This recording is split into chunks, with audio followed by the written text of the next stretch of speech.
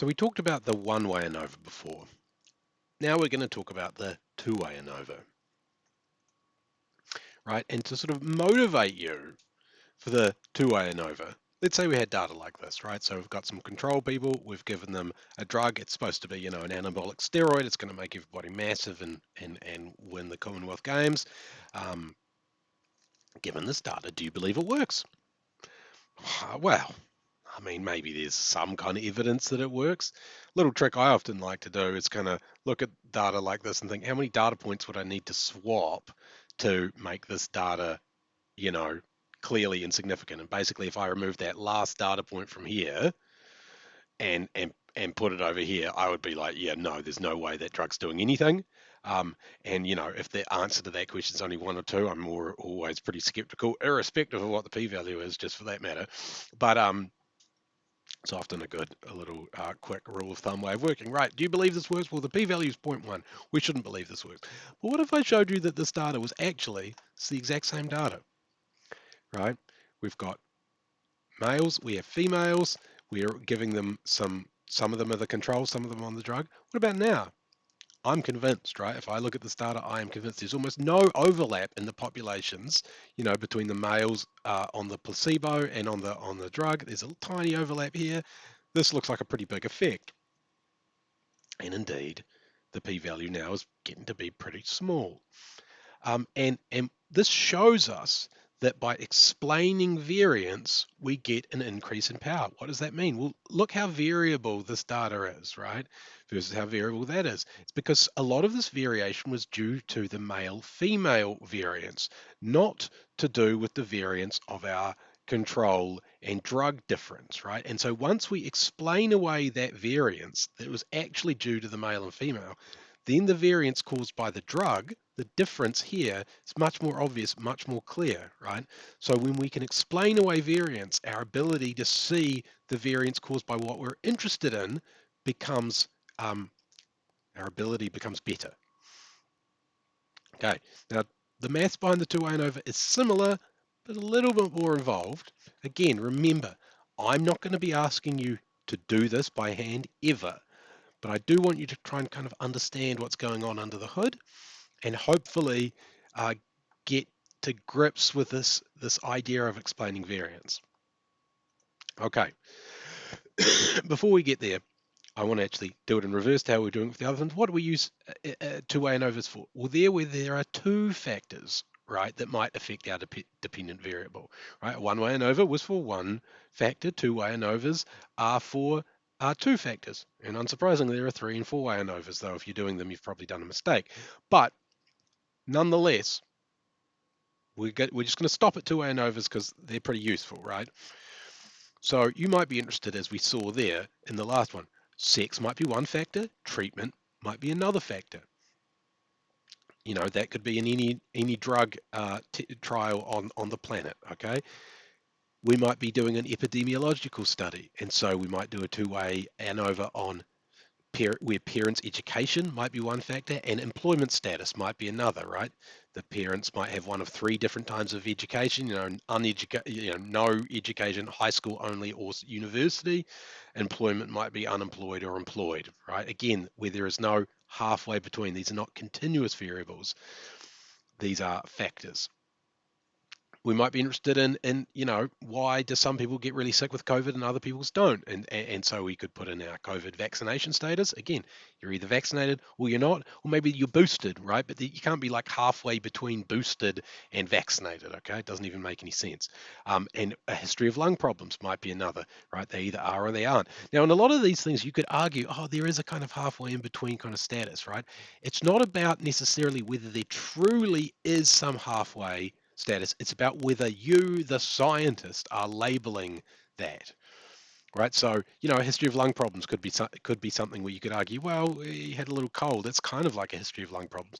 It's not about that. It's just about saying, did they have lung problems or did they not? And that's how you're putting the data in. So often, right, even though it's probably a sign that something's gone wrong, but often you see people take a continuous variable like age, right? Someone can be 9 years old and 10 years old, they'll be 9.5 and 9 3/4 and 9 5/8, right?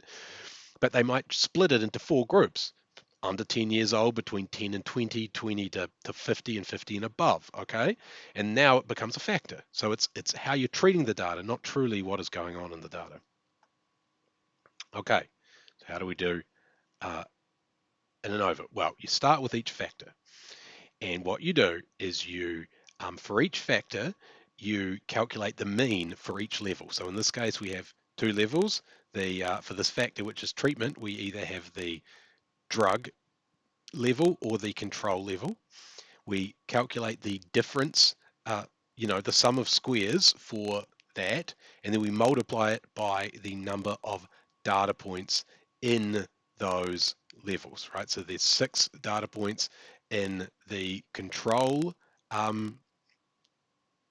just realized I've got these colors back to front. Sorry. Anyway, there's 6 data points in each group at each level, and so we calculate the mean of that level from the grand mean and we multiply it by 6, and that is the variation due to that. That is the sum of squares due to treatment.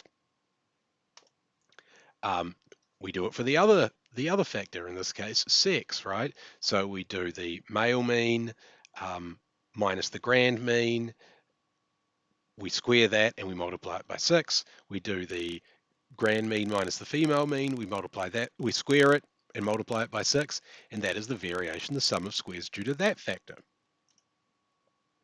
We also calculate the residual sum of squares.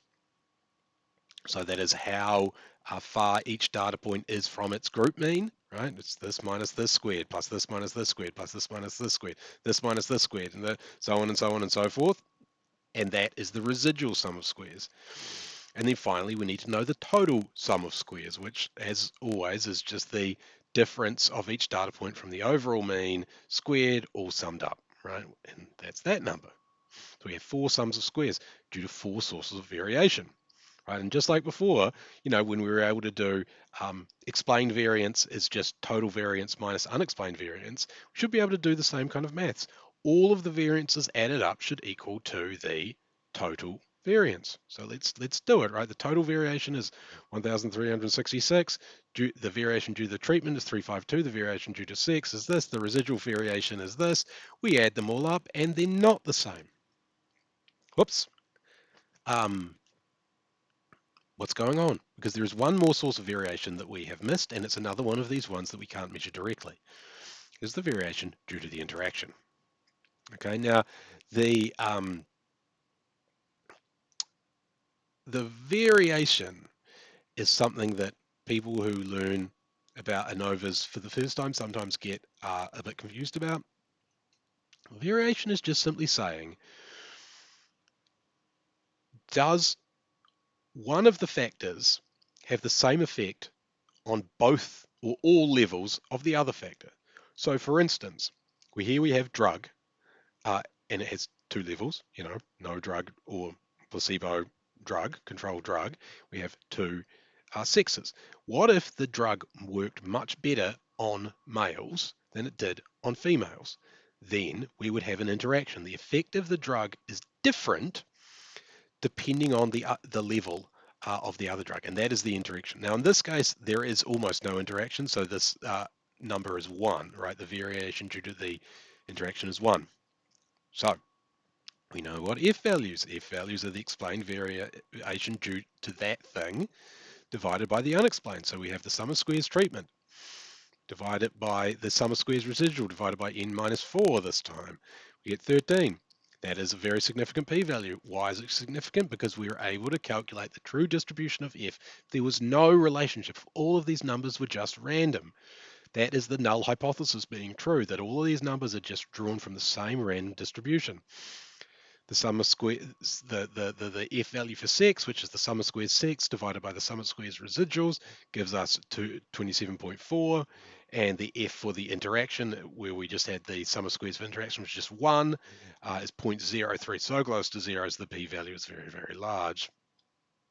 And so from this, we can conclude that weight, that was our dependent measure, is affected by our treatment, meaning our drug does something.